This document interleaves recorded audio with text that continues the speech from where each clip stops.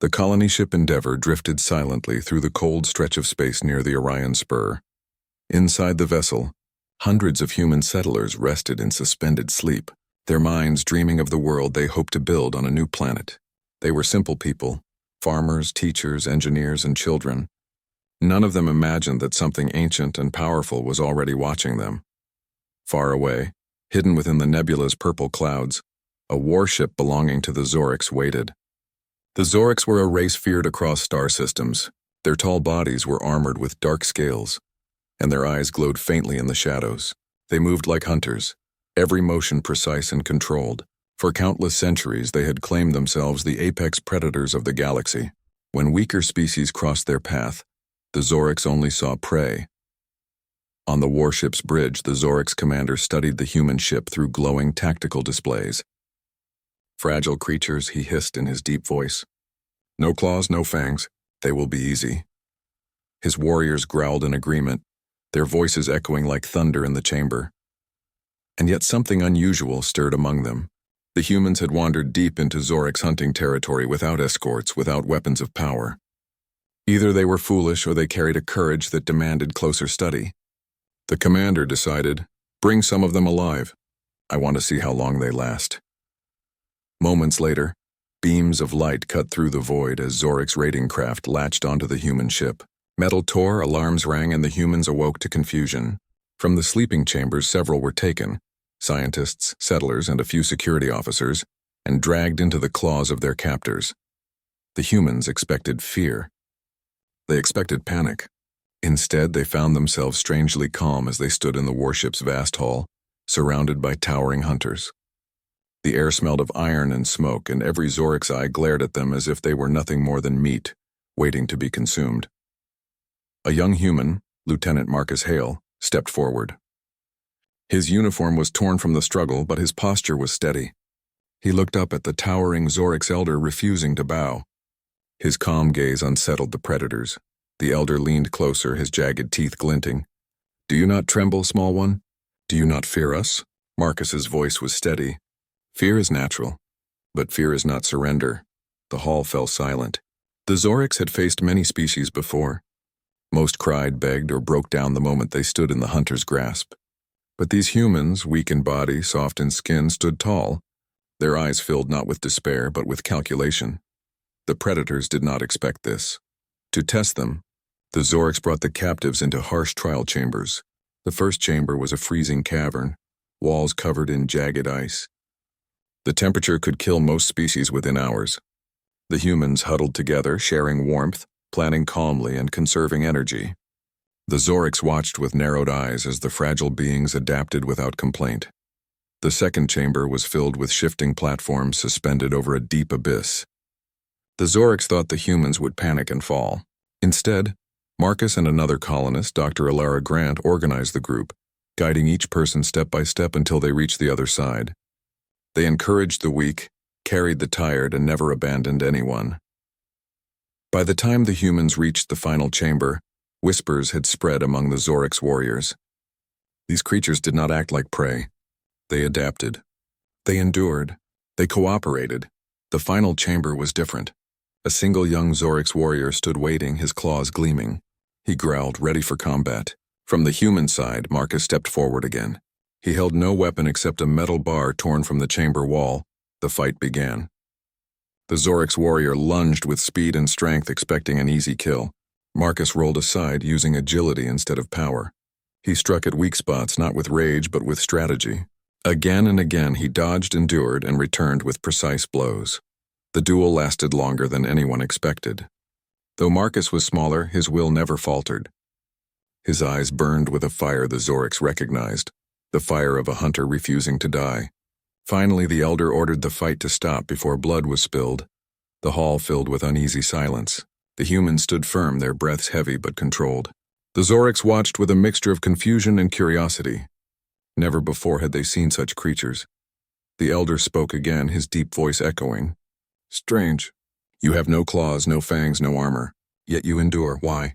Marcus glanced at his companions, then back at the towering predator. His answer was simple. Because we refuse to be prey. The word struck like thunder.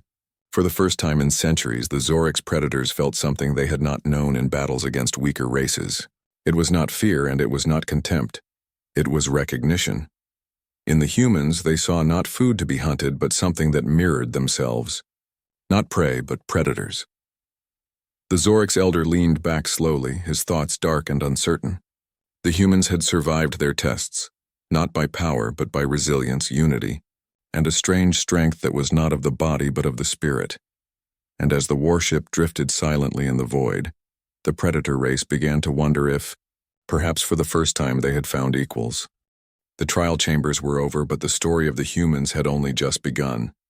Word spread quickly through the Zorix warship. Warriors who had not even seen the humans in person began to whisper about them in the halls.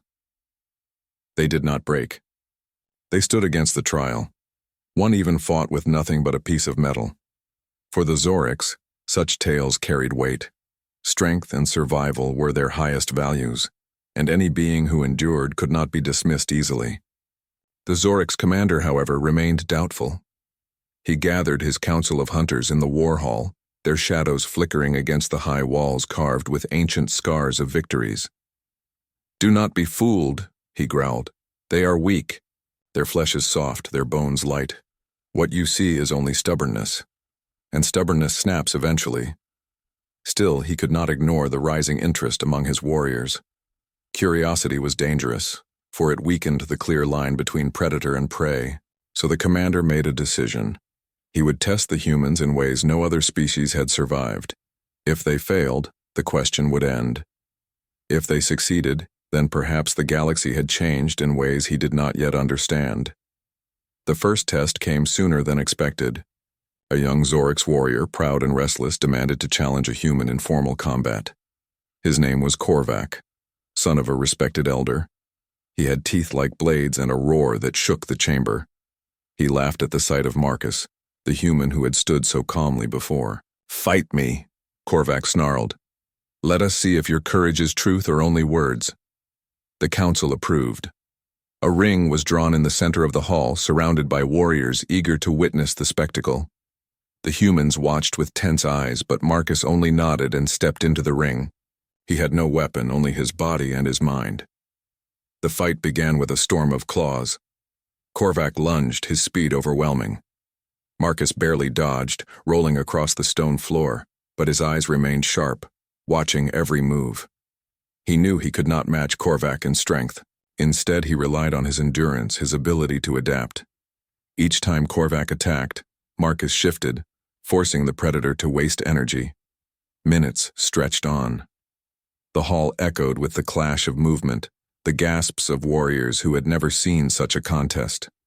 Marcus found chances to strike back, using small throws, counters, and even the environment itself. At one point, he tricked Korvac into stumbling against a stone pillar, earning a stunned growl from the young warrior. The fight ended not with death, but with exhaustion. Korvac, panting heavily, finally lowered his claws. Marcus stood bruised, cut, and weary, yet still upright. The chamber fell silent. For the Zorix, survival in combat was the ultimate proof of worth.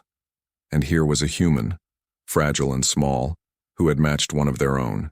The elder spoke in a low, thoughtful tone. "He does not win, but he does not lose. And that is enough." From that day, the humans were no longer mocked openly. The Zorix began to watch them with wary eyes, as if trying to understand what gave these soft beings their hidden strength. Days passed and more trials were arranged.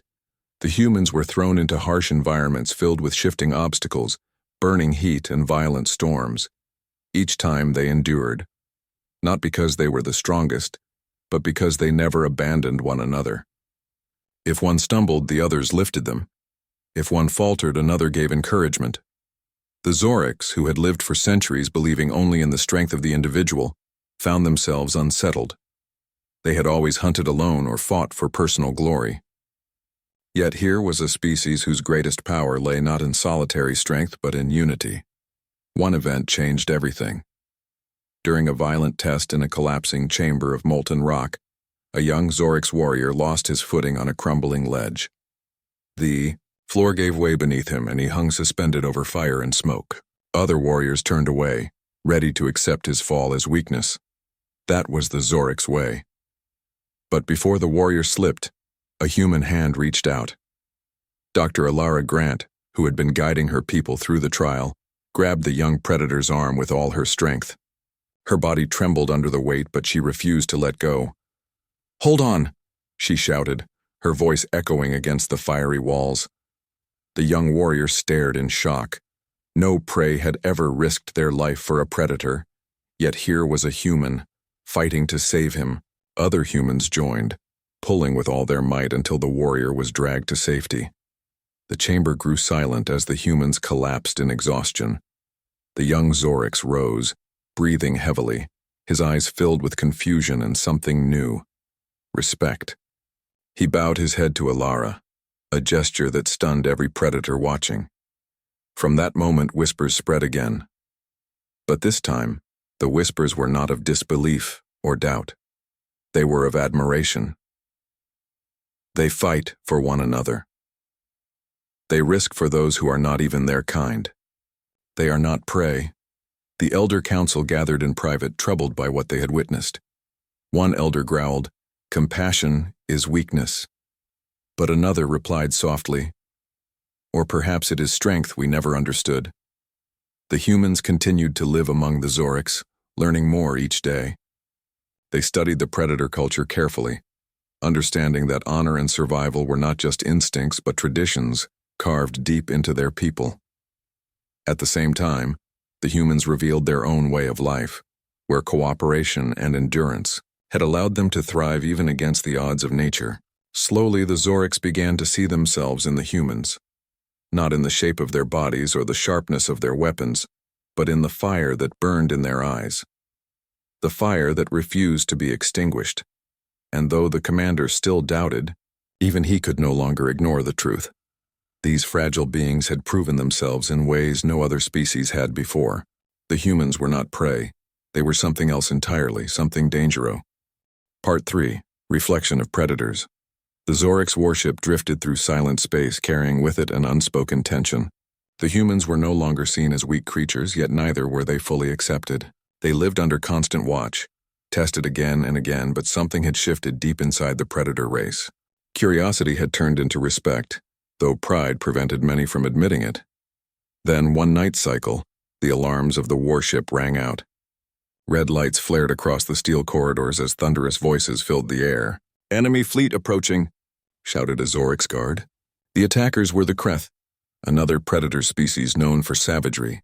Unlike the Zorix, the Kreth did not respect balance or strength. They lived only to consume, spreading across systems like a plague. The Zorix commander stood at the war table, his claws tight against the metal. "So the Kreth dare enter our hunting ground," he growled. But even his deep voice carried unease. The Kreth fleet was larger than expected, filled with warships bristling with weapons. For the first time, the humans witnessed the Zorix unsettled. The predators, who always carried themselves with certainty, now spoke in worried tones. The humans exchanged glances, and Marcus stepped forward. "We can help," he said simply. The commander turned, his eyes narrowing. "You?" His voice was almost mocking. "You have no fleets, no claws, no fangs. What can you give against them?" Marcus did not flinch. "We give what we always give. We adapt, we endure. We fight with what we have." The council was divided. Some elders laughed, dismissing the humans. Others, remembering the trials, remained silent. In the end, the commander allowed it. "Then stand beside us. Let us see if your words hold weight when true predators come." The battle began with fire and thunder. The Kreth descended like a storm, their ships tearing through the nebula, spitting beams of destruction. The Zorix warship shuddered under the first impact, metal screaming. Warriors roared, rushing to their stations. The humans were given no weapons, only access to the lower decks. But Marcus and Alara quickly found ways to act. Where the Zorix fought with raw power, the humans thought in patterns. They mapped the warship's weak points, set up traps in the corridors, and organized defenses with whatever tools they could find. When the Kreth boarding parties smashed into the lower decks, they expected easy slaughter. Instead, they found ambushes. Humans struck from shadows using improvised spears, metal pipes, even fire from broken fuel lines. They worked in teams, pulling each other out of danger, never leaving anyone behind. The Zorix warriors who fought beside them were stunned. They saw humans dive into danger not for personal glory but to save their group. They saw them plan, coordinate, and strike with a precision that no prey should ever have. On the upper decks, Korvac, the young warrior who had once fought Marcus, found himself surrounded by Kreth. His claws slashed, but there were too many. Just as he stumbled, a human rushed into the fight, swinging a steel bar into the Kreth's skull. Together, predator and human fought side by side, covering each other back to back.